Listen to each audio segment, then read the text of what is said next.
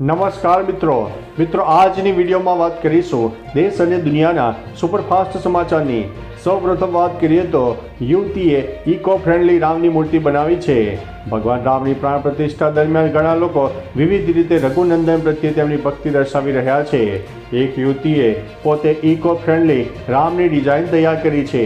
કાગળો અને ફૂલોની સાથે કુદરતી રંગોનો ઉપયોગ કરવામાં આવ્યો છે। ત્યારબાદ પૂજા અર્ચના કરવામાં આવી હતી। આ વિડીયો સોશિયલ મીડિયા પર વાયરલ થયો છે।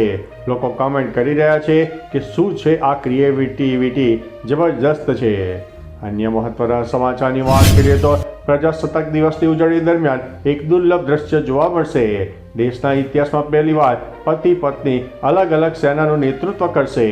કેપ્ટન સુપ્રીતાએ કહ્યું છે કે પરેડમાં તેની ભાગીદારી આકસ્મિક હતી। તેની પસંદગી થાય તે પહેલાં તેના પતિ મેજર જેરી બ્લેઝની પસંદગી કરવામાં આવી હતી।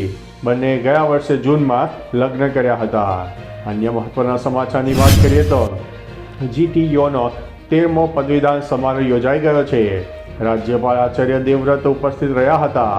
28,787 graduate, 5,251 post graduate, 14,452 diploma, 51 PhD વિદ્યાર્થીઓને પદવી મળી હતી। 147 વિદ્યાર્થીને ગોલ્ડ મેડલ મળ્યો છે। રાજ્યપાલે સંબોધન દરમિયાન કહ્યું હતું કે શિક્ષિત લોકો વ્યવહારિક ન હોય તો તે નિરર્થક છે। વિદ્યાર્થીઓને ટકોર કરતા કહ્યું છે કે આગળના લોકો સાંભળી રહ્યા છે પરંતુ પાછળના ગડબડ ઊભી કરી રહ્યા છે।